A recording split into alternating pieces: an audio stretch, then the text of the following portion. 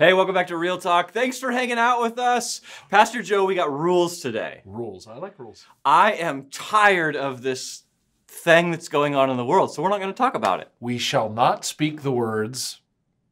That one, or that one. We will not say We're not talking about it. We're not going to do We it. can talk around it. We can talk about everything else. Anything but. Don't mention it. Because aren't you tired of Tired. And I know that seems almost insensitive to people. It's for those who are suffering and people that are struggling, I get. There's a significant portion of us in the country that it's like, it's been really hard. It's been really frustrating. We're sad for people, but it just dominates everything. And it's like, okay, let's talk about something else. And some of it is not to be insensitive, but I don't have anything else to say about it. Yeah, We've said everything there is to say about it. Yes. Yeah. Right? Yeah, so weep with people that are struggling with it. Of course. And obviously make sure our medical community and first responders know we're totally for them. But like, let's talk about something else. Right. So we took a week off from Real Talk. What'd you do? Can you remember? I did some yard work. Oh, yeah. That was fun. I love yard work. I did lots of that. Me too. I do. Like spreading some mulch and doing some weeding. It's just something. I think through all this, whenever we finish with this thing, all of us will probably have better yards. Oh, yeah. My neighborhood is I know. Everybody. pristine. People are walking like crazy and working out, eating a lot. I know. That's kind of hard, right? I just find myself snacking way too much. Somebody put a sign inside the refrigerator that says, you open it up, it says, you're not hungry, you're bored. Close the refrigerator. I love it. Oh, yes. I need that up all the time. Right? For sure. So you don't just keep going back and snacking and snacking. Man, oh man. Okay, so I did a little looking around on the internet. The World Wide Web. The interwebs, yes. And what I found is people are searching for something. They're actually searching for something. On Amazon? Yeah. No, they're searching for peace, it seems. So kind of looked at all these different categories of things people are looking for, and they're searching on these items. And so there's a lot of people that are looking for meditation practices. And I actually read an article that some Buddhists, their business is like skyrocketed. They're doing online classes and people are signing up for them left and right. And so there's just like all this stuff out there that tells me people are looking for something. They're looking for some peace in all this.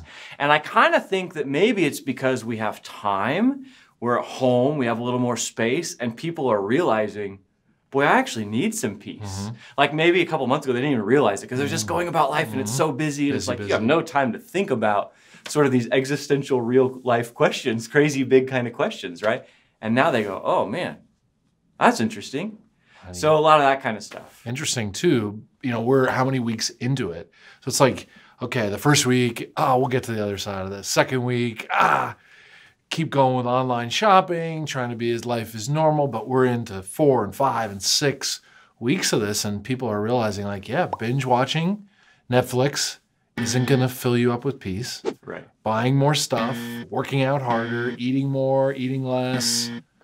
Like you get to the end of some of this, and as it goes longer and longer, people are hungry for peace. So I'm not surprised that they're Google searching like, where's my local Buddha? Because maybe I can get me some Buddhist peace. Right. Where do you get peace? Yeah, it's really interesting. I know where you get it. Oh, wait. If I just send you positive vibes. Oh, is that where you'll get it? Yeah. Like, I'll have free people say to me like, I'm sending you positive vibes. Is that where peace comes from? Yeah, of course. Good vibes, good positive thoughts. Your way?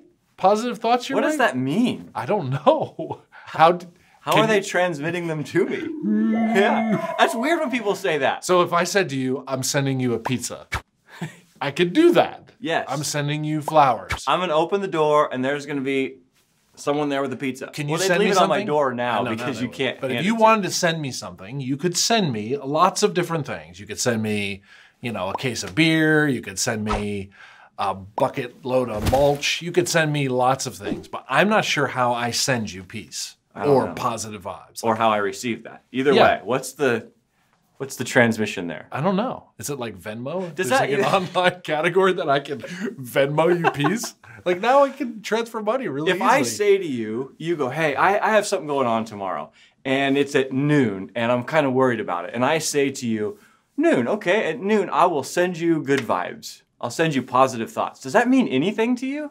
Does that bring you any level of peace?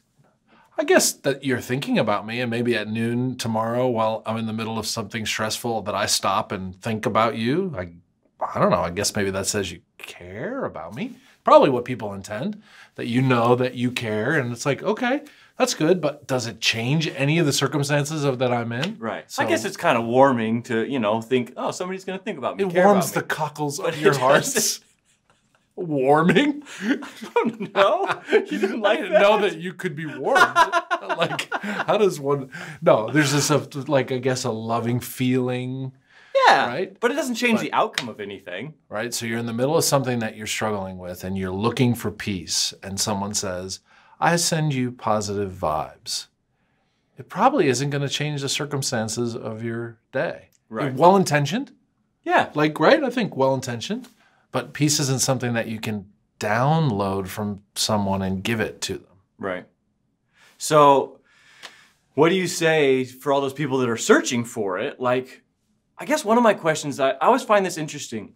Why is it's okay to go searching for peace in these sort of, I don't know, mysterious places like Buddhism and meditation and things like this.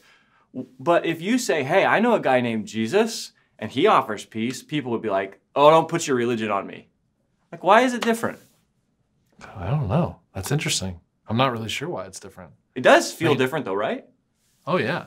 And does it feel different if someone says, I'll send you positive vibes or I'll pray for you? Does that feel different? Yeah. Oh, that's interesting. I mean, maybe to some people it's just a different nomenclature. Maybe sending positive vibes is, but all of it requires a source outside of us that has like a tank of peace, right? So if I'm going to send you something, I have to have something to send. Oh, yeah. I have to kind of go to Amazon and go, Amazon, you have tons of balloons, and I want to send you 3,000 balloons. So I'm going to go there, get it from them, and send it to you. If I'm going to send you peace, I have to know where to get it and have it and give it to you and get it to you. How does that happen? So I think when we in Christianity talk about it, Jesus is called the Prince of Peace. So he comes from God the Father, full of peace. That's what the Bible teaches. So, when I say to someone, I'm praying that God gives you peace, it's looping in to the conversation someone who has, in my opinion, has all peace, like a storehouse of it. And like, okay, I'm sending you mulch. Well, I got to make sure I got a guy who's got a lot of mulch to bring it to you. Well, I know somebody named Jesus that has a ton of peace, and I'm kind of looping him in with you into this, like, okay, I hope and pray he gives you peace. Yeah. Does it work? Yeah, I think what's interesting about it too is like these things that we turn to, meditation, and like I hear a lot of talk about inner peace and things like this. Those are actually biblical concepts that God designed. So like even meditation, for example, that is not a New Age or Eastern thought. That originated with God. I mean, go back thousands of years to King David writing in the Psalms about meditating on God's word. Or you think about Paul writing the Colossians, let the peace of Christ rule in your heart. Well, that's inner peace. It's the peace of Christ, not just some imagined peace because somebody thought kindly about me. So it's interesting that God is actually the inventor of all those things that we kind of turn to. So let's take God out. Let's like remove God from the conversation for a moment and go, okay, Brad's struggling and he needs peace. Just Joe and Brad, two everyday guys.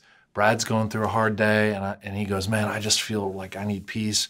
I'm Google searching it. Joe comes along and says, I'll give you peace. Like, where does Joe get it? How does Joe give it to you? It's impossible. So it's looping in this creator who has something to offer. And I don't know how you get anything inside of yourself without looping in the God who made you. So all the conversations about meditation, like what are you meditating on? And who are you looping into this? Yourself? You're meditating on yourself? Your inner peace is from where to where? How do you get it? Like, so if you're searching for peace and you don't loop God into it, the supernatural into the natural, I'm not sure your source, and you're just going to wrestle and struggle, and no amount of positive vibes are going to change your day. And I think the way God has made us is He's made us these creative beings with emotion, and we can kind of summon enough momentum to think positive thoughts. Yes. I can pull myself up, but it's very short-lived, right? Right, and so this maybe what's going on is we're in this thing which shall remain nameless, we shall not talk about, but it's like we're in this and we're in it for weeks now and into months, and we've summoned up all that we can summon up from within ourselves, and even to some degree, even summon up from our friendship and circles. So now we're going out looking for something that none of us can find, peace, and God has it. He has it. Yeah.